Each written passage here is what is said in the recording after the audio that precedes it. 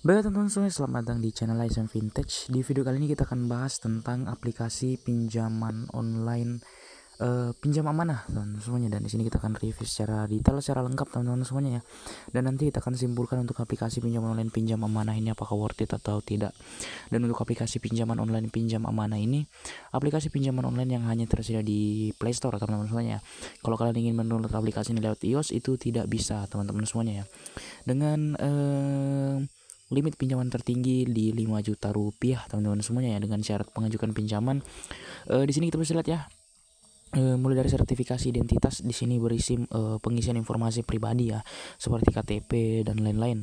Kemudian juga informasi dasar. Nah, ini lanjutan dari KTP, mulai dari alamat, kemudian juga informasi pekerjaan ya teman-teman semuanya, seperti itu. Kemudian kontak telepon. Di sini adalah kontak darurat teman-teman semuanya. Kalian setidaknya menyiapkan 2 atau 3 kontak darurat yang kalian pakai untuk mengajukan pinjaman di aplikasi ini, yang digunakan pihak aplikasi nanti untuk menghubungi kontak tersebut jika seandainya kalian tidak membayar pinjaman kalian teman-teman semuanya, seperti itu. Kemudian di sini ada rekening bank. Nah, jadi untuk aplikasi ini cair ke semua jenis rekening bank ya, namun tidak bisa cair ke e-wallet teman-teman semuanya.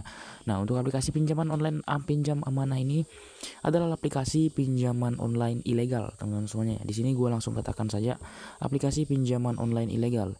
Jadi pada saat login ke aplikasi ini tadi, mereka ingin meminta akses untuk mengakses informasi pribadi kita teman-teman semuanya, seperti informasi telepon, informasi log panggilan, informasi kontak HP kita, kemudian juga informasi lokasi, izin mengakses kamera dan galeri teman-teman semuanya. Dan kita tahu untuk hal-hal yang saya sebutkan tadi itu adalah hal yang pribadi teman-teman sebenarnya ya.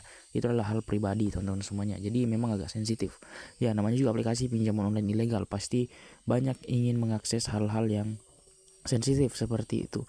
Kemudian juga aplikasi ini juga adalah aplikasi ilegal. Jadi untuk bunga pinjaman di aplikasi ini pastinya biasanya untuk aplikasi pinjaman online ilegal itu memiliki tenor hanya sekitar 5 sampai dengan 7 hari.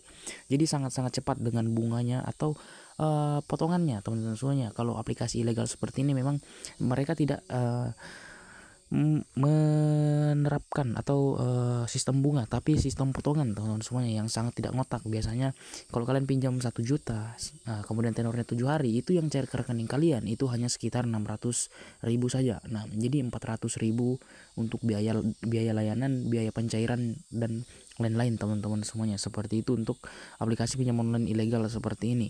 Dan untuk bunganya memang tidak tertera teman-teman semuanya, namun untuk potongannya sangat tidak masuk akal, apalagi tenornya hanya sekitar 7 hari teman-teman semuanya.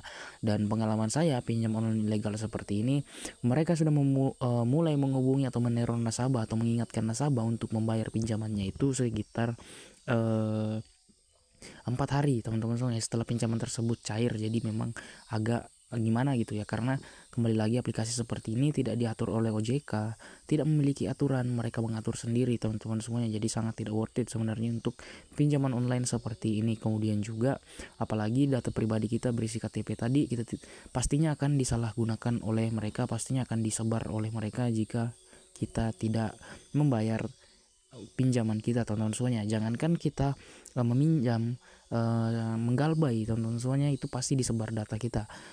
Kita tidak menggalbay saja atau bayar tepat waktu, itu data pribadi kita itu dalam pertanyaan teman-teman semuanya, karena akan ditampung di database mereka teman-teman semuanya.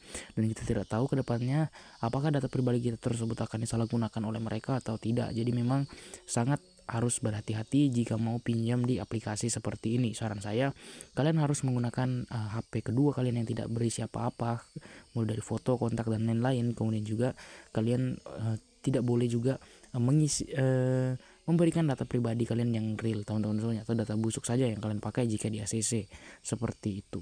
Nah, jadi saya rasa untuk review aplikasi pinjaman online pinjam amanah ini cukup sampai di sini. Semoga informasi ini bermanfaat teman-teman semuanya. Sekian dan terima kasih.